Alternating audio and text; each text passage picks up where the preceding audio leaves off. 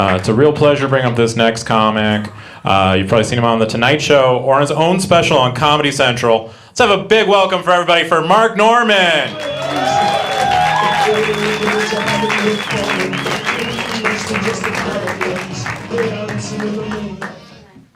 All right, hey, good to be here. It's gonna be tough to follow that energy. Now I'm just gonna have just gonna get a sip of water for the comics here. All right, cool. That's tough. Cool. All right, I'll tell some jokes. Wow, that was nice. You come up a little closer. Your neck hurt. Were those see? Oh, you couldn't see over. I hear you. All right. I Ubered here, had a real chatty Uber driver. Don't you hate that? This guy would not shut up. Would it be nice if there was a no small talk option on the app? Right? But there isn't, so you gotta find your own way to quiet the guy. I like to scare him. You know, he's like, how about this traffic, huh? What do you think's causing this? I'm like, probably the Jews. He's like, all right, I give this ride 5 stars of David. I live in the West Village, fun neighborhood. The Gay Pride Parade actually goes right by my house every day. And I like a gay area. I feel like gay guys are pretty great, you know. You know what's got to be nice about being gay is you don't have to wonder every other day if you're gay. That's got to be a nice, just, I like dick, I'm going to work. You know, you don't have to worry about it. You know, you can just enjoy a pool party, you don't have to be confused. You know. Because that's kind of what's nice about sexual preference is you just kind of know. You know, you don't have to try it. It's not like food. Because I've had gay guys, like, proposition me on my walk home, like, hey, how do you know if you haven't tried it? And I'm like, well, what are you, my mom with Brussels sprouts? Maybe you wrap some bacon around it.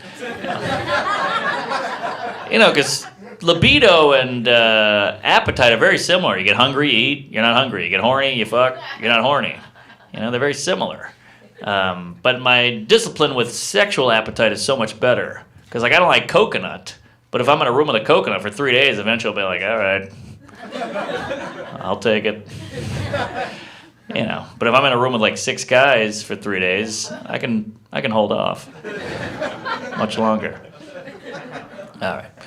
I guess that's what jail is, you know, just in a room with a coconut for like 3 years. Like, all right, fuck it, let's do it. Cool. You guys are drinking the free beer, huh? Yeah, I like to drink. My friend just quit drinking. Always kind of a bummer. A little selfish, if you ask me. Good for him. But he quit drinking. Booze is really the only vice where when someone quits, you get annoyed. You know, if your friend's like, I'm going to stop doing crack, you're never like, but what about the wedding? One of my friends is a real booze bag. He's obsessed with breweries. We got to go to a brewery. I'm like, why can't we just go to a bar? He's like, it's fun. You can see how it's made. I don't care how it's made.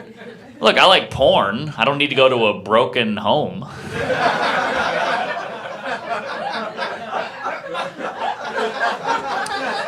I used to drink a lot more. I've cut back. My phone is like my addiction now. Yeah.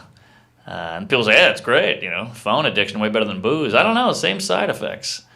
Both dangerous while driving, both give me the courage to yell horrible things at strangers, and both have helped me fuck very questionable women. Yeah.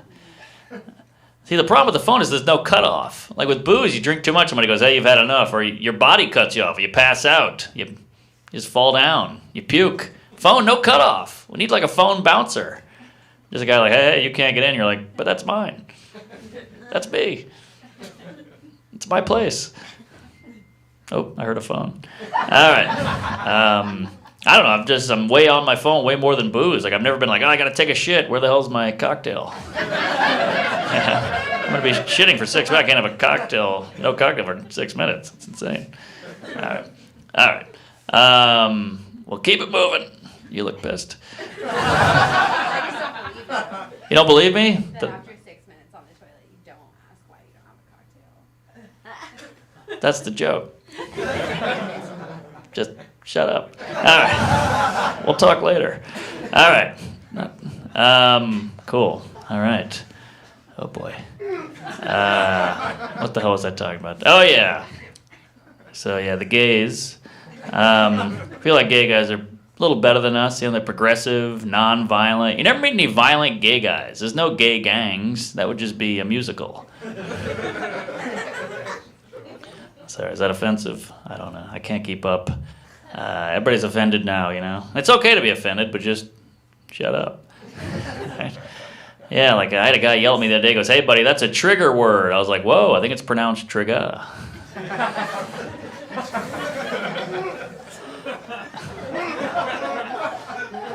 Funny line. I don't know. Tough times.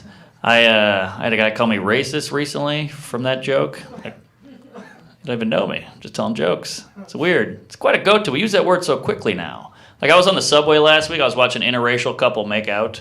I was just staring at them. And the guy caught me and he goes, "What the hell? You got a problem with us making out? What are you, racist?" I was like, "What? Racist? No, I'm a creep." "What are you talking about? I'm hard." "I'm not a racist. I'm aroused." Quite a leap. Some people abuse that word. A friend of mine, she's Puerto Rican. We grew up together. She's like, "I hate going to the gym. The white women there all give me the stink eye because they're racist." I was like, "Oh shit, what happened?" She's like, "Well, first I bring my food in and I eat it. Then I play my music really loud. I'm like, oh, maybe they just hate you. Let's not bring down the good people of Puerto Rico because you're a cunt. You're being inconsiderate and rude. You're playing music and shit. No wonder they hate you. You got to take a little ownership. You can't just blame bigotry. You'll never become a better person." Like, look, I was a bedwetter. I grew up in a black neighborhood. I'd sleep at their houses. Eventually, they stopped inviting me over. I wasn't like, they hate white people. No, I ruined their fucking furniture. They didn't hate white. They hated yellow. I like all the groups. I just met a girl on that Jewish app. What's that Jewish app called? The Jewish one. PayPal. Yeah. Going pretty well. She's a fun gal. Real tomcat in the sack. She likes to use a vibrator in the bedroom while I watch. Pretty hot, but you feel a little obsolete. Feels like I'm an employee at CVS and she's using the self-checkout. I'm like, yeah, I see you know what you're doing, but if you hit a snag, I'm your man. After like a half hour, you're like, shit, these robots are taking our jobs. Yeah. Women are going through a lot right now. I went to the Women's March. That was cool. Although I got to say, I haven't heard the word pussy yelled that much since that time I rollerbladed to high school. That was a tough morning. Aha. Yeah. Comedy. You like the porn, sir? Yeah, it's all right. People get all weird on that. It's a big industry. Yeah, I like porn, you know. Porn's really changed the game. I feel like out of the gate now, sex much kinkier than it used to be. Out of the gate now, it's like choking, spitting, finger up the butt, which is weird because these are all things my older brother did to torment me. He's taking bullying out of the playground, brought in the bedroom. I got a girl on top now. I'm like, Indian sunburn. Seriously, go to a schoolyard now during recess. Some kid's calling the girl down, pulling her hair, calling her names. I'm like, man, he's good. You guys ever get down on your knees and thank God you're not a pedophile? No one's grateful for that. We're all very lucky. They didn't choose that. You got dealt a bad hand. Because think about how close we all were. When I was in third grade, I was attracted to third grade girls. Now I like adult women. When I was in third grade, I liked grape juice. Now I like red wine. But I still like grape juice. See how close we were? Thank God my brain said, get rid of the kids and hang on to that juice. I recently just watched a documentary on pedophilia with my friends. My friend goes, oof, I could never fuck a kid. They're so annoying. I was like, that's it, huh? That's the thing that's holding you back? Need a better reason than that, all right, buddy? It's like, hey, what happened to Greg? He went to prison. Why? He met a really cool kid. All right. That checks out. Got to be hard to be a kid now, you know? So much stimulus coming at you. iPhone, internet, social media, all the time. Remember how happy-go-lucky we were as kids? Hey, you run to the car, shotgun. Remember that? Shotgun. You never see that now. The only time a kid yells that out now is in a classroom. I know, right? I killed a kid. Yeah. School shootings. I like how they're blaming the video games. Video games cause violence. Come on. Video games don't cause violence. Video games cause carpal tunnel and vaginal dryness. Right? I know a lot of guys that play 10 hours of video games a day. Their girlfriend's like, violent. Slap my ass, choke me, I'm dying here. I don't think games translate to real life. I grew up playing Monopoly with my friends. None of them now own property. To be fair, some did go directly to jail. So, there is that. Yeah, I grew up before the internet. Remember those days, you know? You had a question, hey mom, what's the capital of South Dakota? I'm on the phone, and you just didn't know. What a concept, not knowing. Now we have so much information, all right at our fingertips. Now I have an Alexa. I love this thing. Although I just read an article that said Alexa actually listens to everything you say, stores it in a database, it could use it against you later. It's like, man, just like a real woman. Now I'm all nervous around mine. I'm like, hey Alexa, what's the weather out there? She's like, why don't you ask Siri? Oh boy. Here we go. That was before you. Jokes at a comedy show. Yeah, people are very sensitive, you know. I feel like we're all hung up on words now, aren't we? It's all about words, trigger words, buzzword. What about actions? Aren't actions what's really important? Like, I told an abortion joke recently, and a woman approached me. She was like, hey, that's very insensitive. I've had an abortion. You shouldn't tell jokes like that. I was like, whoa, hey, sorry, I just told a joke. I think what you did was much worse.